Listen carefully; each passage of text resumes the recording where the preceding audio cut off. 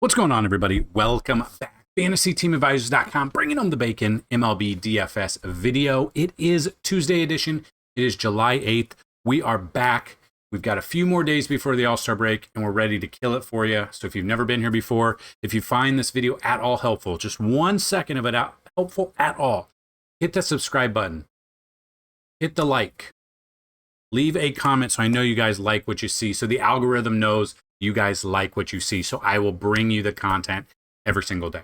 So if you've never been here before, the video is a little bit longer than what you're used to, but that is because we are going to cover every single game here on this main slate. So there are 2 early games we're not going to cover, but we're going to cover all 13 games on this early slate. We're going to look at the pitchers, we're going to look at the batters, we're going to use outlier.bet, and what we're going to do is we are going to give you our top 3 bats from each team at each game, and if there are some stacks that we like, maybe we'll go up to 5 or 6 bats as well. So we're going to cover everything. We've done 10,000 simulations in the background, so this is your first look at Tuesday's slate through 10,000 simulations. About an hour and a half before first pitch of the main slate, we update to 20,000 sim. So we've updated everything. You can go check that out at FantasyTeamAdvisors.com. MLB tab, we have a ton of information you guys can check there. FTA Plus, it's only $10 for a week, and that's all sports. MLB, NASCAR, PGA, MMA. And we are getting close to NFL. We cannot wait. I can't wait for NFL. What we do with NFL, if you've never been with us before, we break down, we do Thursday night showdown breakdown, and we build lineups. We do Sunday night football breakdown. We do Monday night football breakdown just for the showdowns. We also give you guys information for the main slates. We build lineups, everything under the NFL tab. So if there's certain things you want to see in this NFL tab, just email me, dfshelp1@gmail.com. We also try to have giveaways every single day, 2 of them to be exact. First way, like the video, be a subscriber, and leave a comment. You do all 3 of those, and this video right here gets at least 50 likes. You will have a shot at a free week of FTA Plus. That's all sport. 100 likes equals a free month, 150 likes, a free year, 200 or more likes on the video, a chance at a lifetime pass. And the second way to win, somewhere in the video, there'll be a keyword or key phrase. Type that in and have a second shot. So we are going to just roll this first one just for getting a minimum of 50 likes in yesterday's video. Even if the keyword is in this one, we're still going to re-roll it for that for the second.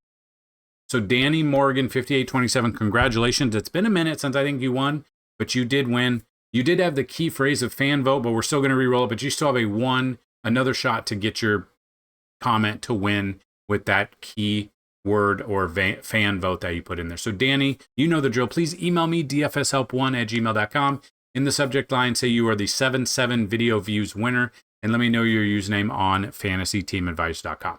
And if you are a winner ever that did not have a username on our site, I'll just need you guys to email me a username, email, and password, and we'll get you set up. So Danny, congratulations for the views, and this is for the key phrase of fan vote for this. There you go, Brad Harmon. The fan vote is killing the game. I do agree with that, but congratulations, both of you. You know the drill. Brad, please email me, say in the subject line of 77 video keyword winner, and let me know your username on our website. So we are going to use Outlier to do this. There is a link to sign up in the description of this video. Use our link, get 7-day free trial there. I'm very excited to use them. And if you want to check everything else out, check everything here. So after we go through all the games, we're then going to do our matchup tool. We're going to give you all the batters that have a 10 out of 10 matchup rating. We're going to do our pitches be crazy segment. And then finally, we're going to give you some of our sports bets in our segment we call Makin Bacon. So without further ado, let's jump into it. So just kind of looking at this, we do have some weather concern here. The Mariners visiting the Yankees here.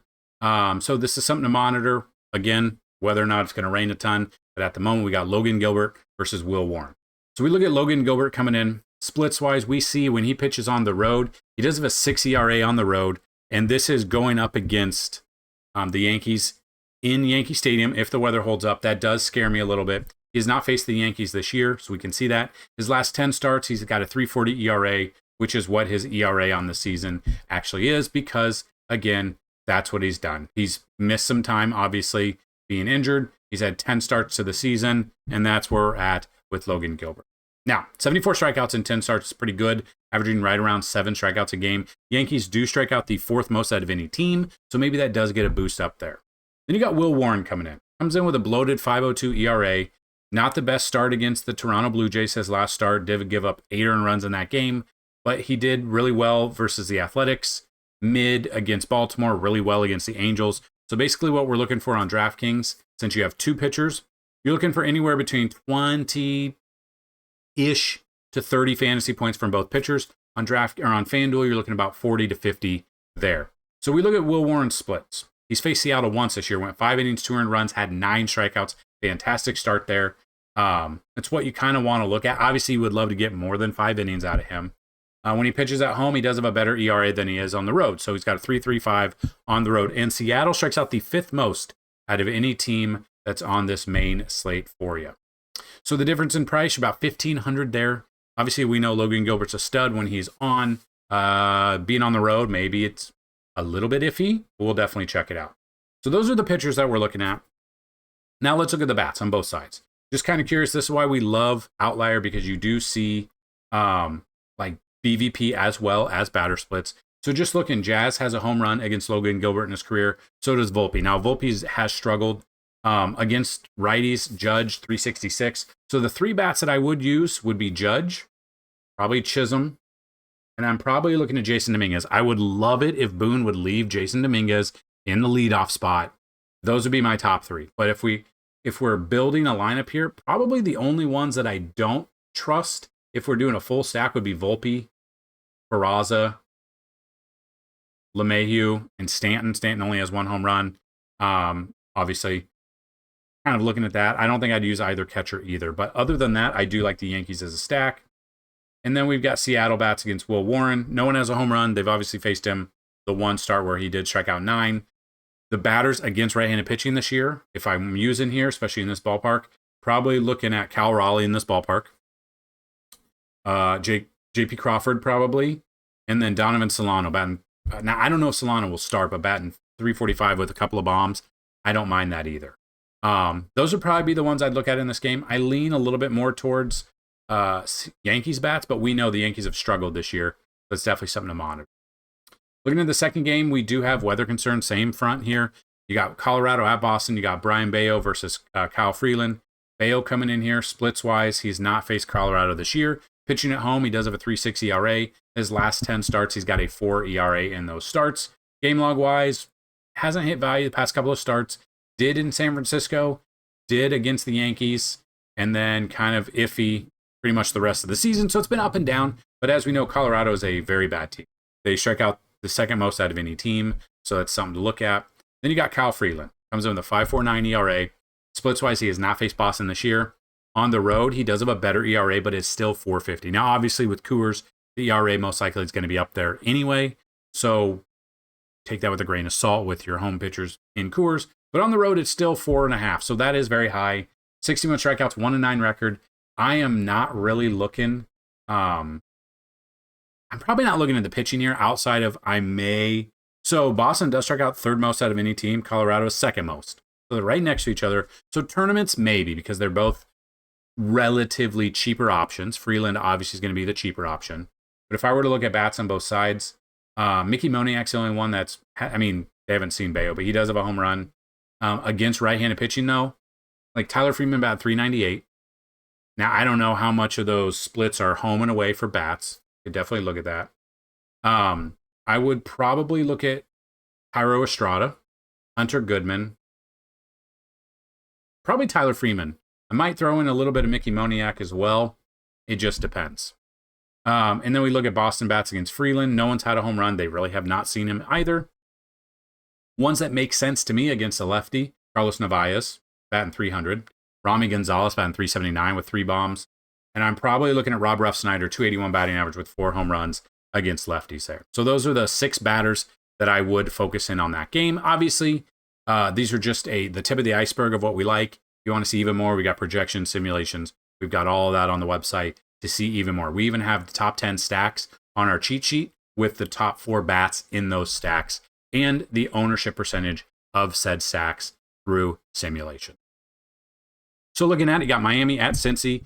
The only problem is it's Great American Small Park. The ball flies out of this ballpark, especially if it's hot and humid, which it has been in the Midwest and over towards Ohio. Is Ohio part of the Midwest? I don't know. Hey, Siri, is Ohio part of the Hey, Siri. Siri's not working. I don't know. Someone let me know. I'm not 100% sure. I'm not going to look it up right now. You got Nick Martinez versus Yuri Perez. Yuri has obviously struggled this year. Coming off a great start, though. 30 fantasy points against Minnesota, his best start of the year. 6 innings pitched, 7 Ks in that game.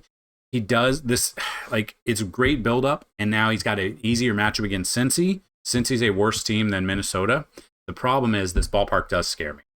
Splits-wise, when he pitches on the road, it's 635. It's a very small sample size, though. It's only 5 starts. Nick Martinez here has been kind of surprising.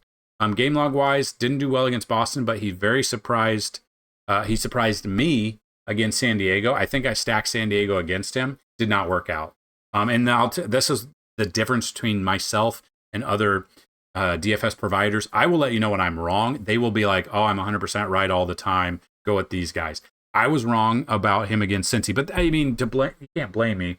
Because you look at his numbers, they were not good at all. Not even 5 fantasy points in 3 straight starts. Actually had negative against Minnesota. And then he came out and absolutely dominated San Diego in Cincy. So that's always a thing. You look at splits. He has faced Miami once this year, 5 innings, 200 runs, 4 Ks. Really didn't do much in that game. Pitching at home, he does have a 342, which is better than on the road. In Miami, they do scare me. Offensively, they seem like they can come up and hit with the best of them whenever they want. So if we look at the bats here on both sides, I think both pitchers maybe are tournament only. I don't think I'd trust them in cash. So we look at Miami against Nick Martinez. No one's hit a home run against him, but if you look against righties, they're doing pretty well overall. The bats I would look at top 3, probably Jesus Sanchez, probably Xavier Edwards, and I'm probably looking at Otto Lopez. If you want to go a full stack, I'd throw in Liam Hicks if he starts. I'd also probably throw in Kyle Stowers, who got somehow got the slot for the one person from Miami that gets to go to the All-Star game. Even though, I mean, you look at like Xavier Edwards batting 288. Just, yeah, get rid of the fan vote. Get rid of that charity vote to get the person there because every team needs representation. They don't. Just be better. And then since he bats against Perez, like Encarnacio Strand and Tyler Stevenson both have home runs. Against righties this year, Trevino batting 316, I would use him. I would use Ellie De La Cruz. I'm probably looking at TJ Friedel as well, batting over 300 with 6 bombs in this ballpark. I do kind of have a soft spot for Yuri Perez. I do like him here a lot. But again, anything can happen in this ballpark, especially if it's very hot and humid and the wind blowing out. Next game, Toronto at Chicago White Sox. You've got Chris Bassett versus Aaron Savale.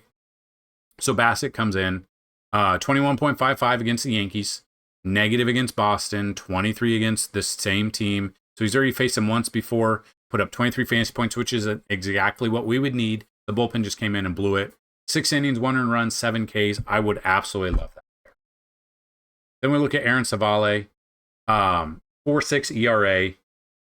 We look at this matchup against Toronto. He faced them once this year, 7 innings, 5 earned runs, 2 strikeouts. Was not enough. Pretty ugly, actually. And yeah, I mean, very ugly. That's what I'm looking at. That would scare me too. I don't like to see that. I'm probably off of Savale. I'm probably leaning more towards Chris Bassett and then Toronto bats. George Springer's been absolutely on fire. Yeah, I mean, you look at that. Against Savale, you've got Alejandro Kirk with a home run, Bo Bichette with a home run, and George Springer with a home run as well.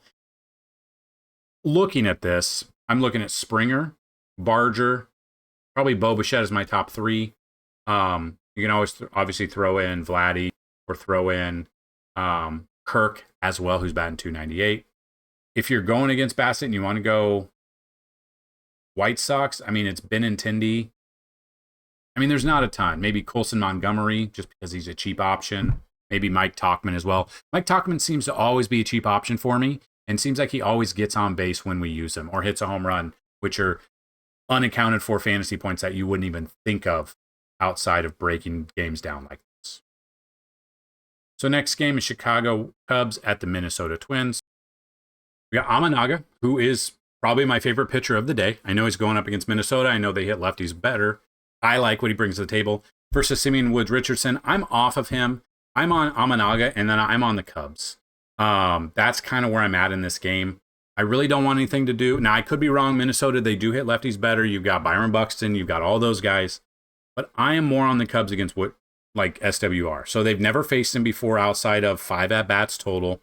But against right-handed pitching, Michael Busch, he's been absolutely on fire. Maybe he's playing with fire because he got snubbed with the All-Star game. I would use him. I'm obviously using Pete Crow Armstrong, who's been a stud. I'm using Kyle Tucker, who's batting .293 against righties. And I'm making a full stack here. So I'm also using Carson Kelly. And I'm probably also going to have to take Seiya Suzuki or Ian Happ. Suzuki not making the All-Star game is a travesty in itself. Just makes no sense. Get rid of the fan vote, like I said yesterday. Next game is the Dodgers at Milwaukee. You got Mizorowski versus Clayton Kershaw. Mizorowski averaging 18.4. He's very expensive. 3.20 ERA, coming off negative fantasy points against the Mets. 5 earned runs in that game, his worst start of the year, outside of those 3. You look at the splits when he pitches at home versus away. At home, he's 2 starts, no earned runs. Dodgers are a good team. We know this. I'll have exposure to him because they've never seen him before. Then you got Kershaw. We got the little charity, hey, add me to the All-Star game because I'm old and I've been here before. I like Kershaw, so I don't know what I'm talking. Went 6 innings, 4 earned runs, 3 strikeouts against the White Sox. Didn't do anything, which is wild. 5.5. He's still expensive at 7,700. Overall, I don't know if I trust Kershaw. I don't know if I do, especially on the road in what would be like 5 p.m. their time, 4 p.m. their time.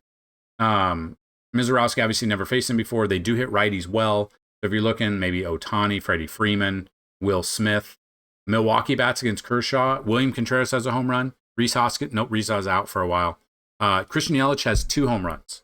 So I would look at Yelich. I would look at William Contreras. And you can see they do hit lefties really well. Jackson Chourio is probably my other one. Batting .364 with 5 bombs. That's what I'm looking at there. I don't think I'll have any exposure. Now, Kershaw obviously has great stuff. Like, he will flash his amazing stuff sometimes. He obviously did not do it against the White Sox, which is crazy. If he can't do it against the White Sox, I personally don't see him doing it in this game, but it's definitely something to look at. We go to the next game. We've got Pittsburgh at Kansas City. You've got Seth Lugo versus Mitch Keller. Lugo comes in. Now, this isn't Kansas City, which is a pitcher's ballpark. Comes in, look at that, 4 straight 25-plus starts. 1 against Seattle. We used him. Had 7 strikeouts. 7-8, 7-9. Dominant starts there. Now he goes up against Pittsburgh. He's not facing them this year. When he pitches at home, he does have a 2.42 ERA. Like I said, I would look at Seth Lugo. Then Mitch Keller coming in. He's got a 3.64 ERA. Has not faced Kansas City this year. Coming off a great start against St. Louis. Middle start against the Mets. Kind of down from there. Kansas City's offense has not been as good as we'd think. If I were to take an offense in this one, it would be Kansas City. But I don't know if I trust them as much. What I mean by that is they're not as good as they were last year when they went to the playoffs. Seth Lugo, I mean, he's had success against them. I mean, Brian Reynolds has a home run. That is it. I'm looking at Lugo. I'm not looking at Pirates bats. Kansas City bats, Jonathan India and Bobby Witt Jr. both have home runs against Keller. Against righties, not as well, but I would look at Pasquantino. I would look at Bobby Witt Jr. And I would kind of look at Maikel Garcia for my 3. And if you did want to go a full Kansas City stack, I'm throwing in Kyle Isbell if he gets a start. I don't know what it is, but something's telling me that Jack Caglione gets a home run today. I could be completely wrong. He's looked absolutely awful this year. He's batting .152 with 2 bombs. He's due. Let's just say he's due. Next game, Washington at St. Louis. Another one with some weather concerns. So we got Palante versus Irvin. So you got Andre coming in. Splits-wise, he's faced Washington once this year. 5 hits allowed. He went 7.1 innings. It was 7 Ks. Absolutely dominant performance there. When he pitches at home, it does have a 4.25, so it is elevated up there a little bit. Game log-wise, it's been very up and down. Him for tournaments, I'm okay with because I think people are going to be on Washington. And then Irvin coming in, is he coming off a great start? No. Middle start. I mean, he did decent against Detroit, gave up 3 earned runs. Strikeouts were low. with St. Louis, looking at splits wise, he has not faced him this year. When he pitches on the road, he has a 5.79, so that does scare me. So I'll have Andre a little bit. I don't think I'll have much of him. Because obviously Washington bats are pretty good. I think James Wood isn't even starting. Was James Wood even in? Did he make the All-Star game? He should have. Probably should have started. If I'm looking at Washington bats against right-handed pitching, James Wood has 15 bombs. I would look at him. I would look at Nate Lowe, and I would look at Luis Garcia. Throw in maybe CJ Abrams or even Paul DeYoung if he gets in there. St. Louis bats against Irvin. You got Burleson and Contreras both have home runs against righties this year. You can see they hit pretty well. You'd look at Lars Nootbaar batting 234 with 9 bombs. Burleson batting over 300 with 9 home runs. Brendan Donovan batting 340 with 5 bombs. I would definitely look in that direction. So I'm probably off of Irvin. I'll have a little bit of Andre, but I'd probably focus more on the bats. Cleveland at Houston, Hunter Brown versus Cantillo. Hunter Brown obviously is a stud. He's averaging 25 fantasy points a game. He's 11,000, coming off 25, 31, 14, 32. Splits wise, he's faced Cleveland once this year. They're on not doing very well as a team right now. When Brown pitches at home, he's got a 1.01 ERA. Don't even think about it. It's Hunter Brown for me. And then Cantillo here, 3.41 ERA, pitched on July 3rd. 3.1 innings. He comes in. It's a bullpen day. He's not going deep into games. You're not looking at that. I'd rather look at Houston bats. And again, it depends on how deep he goes into the game. And then if they get in the bullpen, you never know. So we'll look at that. Houston bats against Cantillo. They really haven't seen him against lefties. Not ideal. But if they get to him early, then they go to the bullpen. I'd still look at Cam Smith. I'd look at Isaac Paredes. I look at Yonner Diaz. I do like Christian Walker, but he did miss Monday, so I don't know if he'll be in this game. Cleveland bats, I'm not even looking at them. It's Hunter Brown and Houston bats for me in this game. We got Texas at the Angels. Angels struck out the most out of any team. It's Nate Eovaldi versus Jose Soriano. Soriano was a GPP pick for us in our free Discord down below. One of you guys, you said, hey, maybe look at Jose Soriano as a tournament pick because he's got sneaky upside, and he did come through for us, which is wild to say. 30 fantasy points against Atlanta. 7 innings, 7 Ks. Fantastic. Splits-wise, he faced Texas once this year. Only had 2 strikeouts, though. Only gave up 3 earned runs, but only had 2 strikeouts. So very low. If he could get his strikeouts up and the earned runs down, that would be great. Now he pitches at home. He's got a 5.57, so it is a little bit iffy at home. But Texas is one of those teams where their offense it can go off at any time, but it has also been dormant a lot too. Scares me a little bit. Then you got Eovaldi going in against the Angels. He's got the best matchup here, coming off 23.5. Obviously didn't do well against Seattle, went 3 innings. The problem is, how deep is he going to go into this game? That's what I'm scared about. He obviously missed a month and then came back and 3 innings and 5 innings. Had 1 good start against Baltimore. Great start here because the Angels do strike out a ton. It's just we got to get him at least 5 innings there. At the moment, I'm really not looking at bats in this game. I'm going to skip the bats right now. After we do 20,000 sims, maybe some bats jump out to us. But right now, they really aren't. Arizona at San Diego is next. You got Nick Pivetta versus Merrill Kelly. So you got Nick Pivetta coming in, game log wise, 3.25 ERA on the year, coming off 2 good starts here. Splits wise, he's faced Arizona once this year, went 7 innings in that game, 2 earned runs, 9 Ks. This is a pitcher's ballpark, which I love. At home, he has a 2.55 ERA. So I will have some exposure to him because normally we would have exposure to Arizona, but it's a great pitching matchup here, or pitcher's ballpark here. Merrill Kelly comes in with over 100 strikeouts. Game log against San Diego, 7 hits allowed in 5 innings, 4 earned runs, 7 Ks. We look at that. 12.45, obviously not enough. Kind of feel like that's probably the same. I'm probably leaning more towards Nick Pivetta and San Diego bats. Now, the bats might jump out to you, but against Merrill Kelly, you got Jake Cronenworth with 2 home runs. You got Tatis has 4 home runs against him in 28 at-bats, batting 357. Tatis is probably my favorite bat of the day, almost overall. So if I'm looking here, I'm looking at Fernando Tatis Jr. I'm looking at Jackson Merrill. I'm looking at Manny Machado. I'm probably just looking at a full stack. So on top of them, I'm looking at Gavin Sheets, and I'm probably looking at Luis Ariz. He's not going to get you those home runs, but he's going to get you on base the majority of the time. Those are fantasy points, as long as it's not a walk. Obviously, we're not going to get anything for a walk there. So that's what I'm doing in this game. Then the second to last game, we got Philly at San Francisco. So we're looking at this. We got Robbie Ray versus Taijuan Walker. So Robbie Ray coming in. It's a pitcher's ballpark. It's San Francisco. It's huge. Comes in with a 2.68 ERA. Splits-wise, he's already faced Philly once this year. Did give up 4 earned runs in 8 strikeouts, but had 5 walks in that game. When he pitches at home, he's got a 257. So he's been better at home. Like I said, it's a massive ballpark. It's a great ballpark for pitching. But Philly can hit lefties too, so that's definitely a thing. And then you got Walker. He comes in. He's not pitching deep. He's not going at all. You're not using him. It's bullpen day. Anytime he pitches, he's gotten less than 10 fantasy points every single start except for 4 starts, and it's been a minute since he's had any success. So I'm probably off of him, but you guys can make up your own choices. Obviously, it's your money. So let's look at the bats on both sides. So we'll take a look. Obviously, Philly had his number before. Ballpark's a little bit different. Philly bats against Ray. You got Bryce Harper with 2 bombs, Nick Castellanos with 1 home run as well. Against lefties, they're actually pretty good. So if you're looking at them, I'm probably looking at Trey Turner batting 306. Probably looking at Nick Castellanos batting 284. Bryce Harper, I'm looking. Kyle Schwarber makes sense. He just hits lefties better.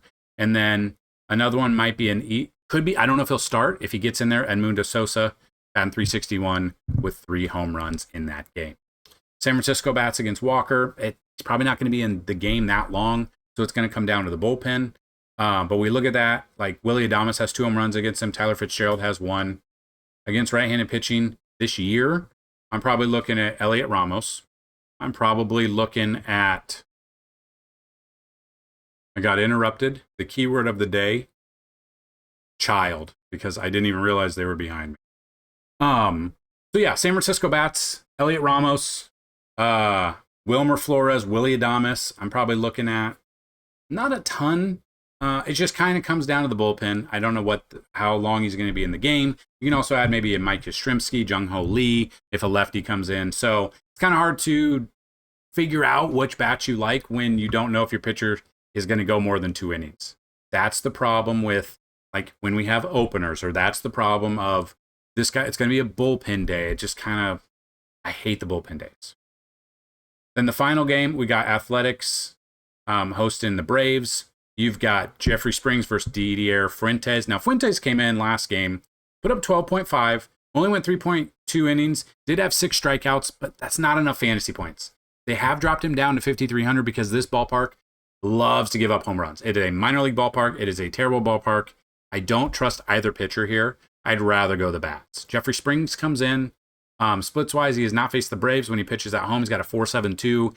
If the wind is blowing out in this ballpark, it's pretty much game over, and that's what I'm afraid of. So Braves bats, they really have not seen him much against lefties, though, this year. Matt Olson batting 292. I like him. Jurickson Profar, I would look at him. Acuna, I would look at. Those 3. You could always, if you need a couple more for a full stack, Baldwin, or maybe even an Austin Riley in this game. And then against Fuentes, they've obviously never faced him. Athletic bats, they are hitting very well, depending. Against righties, Lawrence Butler batting 268 with 8 bombs. I would look at him. I would look at Brent Rooker. I would look at Tyler Soderstrom. Nick Kurtz you could look at, and maybe an Austin Wynns. I don't know if Wynns gets in there, but if he does, 56 at-bats, but batting 339 with 4 home runs makes sense in this ballpark. Shea Langeliers makes sense as well. Just depends on which catcher will start, and if they're one of them will start and one will be a DH. You just don't. So there you have it. That is the breakdown of all 13 games on this main slate. It is now time to do our matchup tool. So these are through 10,000 sims. These are all of the batters that have a 10 out of 10 matchup rating. The record is 38. Yesterday, I think we had 14. We're not going to even come close to the record right now, but these are through 10,000 sims. It will update about, like I said, an hour and a half to 2 hours before main slate next time, or we do 20,000 sims. We'll update it. And usually it does update the numbers a little bit. So looking at this, number 1 is Juan Soto. Number 2 is Kyle Tucker. 3 is Jesus Sanchez. 4 is Brandon Nimmo. 5 is Trevor Story. 6 is Pete Alonso. 7 is Miguel Vargas. 8 is Michael Busch. 9, Alejandro Kirk, 10, George Springer, 11, Vlad Guerrero, 12, Corey Seager, 13, Christian Yelich, 14, Cedane Rafaela, 15, Gleyber Torres, 16, Brendan Donovan, 17, William Contreras, and 18, Bryce Terang. So we got 18 today through 10,000 sims. It can and most likely will update through when we do another 10,000 simulations. So now we're going to do pitches be crazy. Now what this is these are the 5 teams on this main slate that strike out the most. And then these are the pitchers you could go with for either DFS or you could go with for sports betting. Just depends. Number 1, Nate Eovaldi versus at the Angels. The Angels strike out 9.84 times per game, 9.96 times at home. Brian Bayo versus Colorado. Colorado strikes out 9.68 times per game, 10.3 on the road. You've got Kyle Freeland at Boston. Boston strikes out 9.15 times per game, 8.24 at home. Number 4 is Logan Gilbert at the Yankees. The Yankees strike out 8.90 times per game, 8.07 at home. And number 5 is Will Warren versus Seattle. Seattle strikes out 8.80 times per game, 8.72 times on the road. Those are your top 5 as of right now. Obviously, anything can change, especially if there's weather concern in some of these games. But now we're going to do bases. So we're looking at making bacon bets. We're looking at these players to get 2+ bases, 1+ RBI, or you could even look at 1+ hit if you want to go that direction. You can parlay some of them together, but there's usually about 10 or more. I wouldn't parlay all of them together, but it's your money. Do what you want. Number 1, Rami Gonzalez versus Freeland. Number 2, Jesus Sanchez versus Nick Martinez. 3 is Trevor Story versus Freeland. 4 is Rafaela versus Freeland. 5 is Alejandro Kirk versus Savale. 6 is Brendan Donovan versus Jake Irvin. 7, Brandon Nimmo versus Young. 8, Kyle Tucker versus Simeon Woods Richardson. 9, Michael Busch versus Woods Richardson. And 10 is Jackson Churio versus Clayton Kershaw. So you got 10 there. Parlay some of them together. I do not mind. Again, it is your money. Then we're looking at strikeouts. So pitchers we could target for some strikeouts depending on which book you use. Might not have all the options to parlay or alt some of these strikeout lines. But here we go. If the weather holds up, Logan Gilbert, 7+ strikeouts against the Yankees. I don't mind that at all. Problem is, pitches on the road a little bit worse. Weather being a concern, I might be iffy on using him just because if he gets in there and then the rain happens and then he's out, that's it. Your whole bet is screwed, especially if you parlay them together. Hunter Brown versus the Guardians, 6+ strikeouts I would use. Robbie Ray versus Philly, 6+ strikeouts. Will Warren versus Seattle, 6+ strikeouts. Nick Pivetta versus the Diamondbacks, 5+ strikeouts. Nate Eovaldi versus the Angels, 5+ strikeouts there. I think a sneaky one, I'm going to go Jacob Mizorowski against the Dodgers, 5+ strikeouts. And Yuri Perez versus the Reds in Cincy does scare me. I would look at 5+ strikeouts there as well. So there you have it. That is your Tuesday slate completely done. Let's have a great Tuesday, whether or not you are looking at DFS, sports betting, Fanduel, DraftKings, Fantasy Team Advisors has you covered for only $10 a week, $30 a month, or $200 for a full year. All of those include all sports. You get that year package, you get the rest of this MLB season and the first half of next season. You get the rest of this NASCAR season and basically the first half of next season, their season, but you know how it goes. NBA, the entire 25-26 NBA season. NFL, the entire NFL season, including playoffs. PGA and MMA, all, seasons, but they don't really take breaks throughout the year. So $200 for all of that is great. You can do $30 a month. You can even do $10 a week to see if you like it. If you like what we bring to the table, you can upgrade to the next package for yourself. So that is what I've got in this video.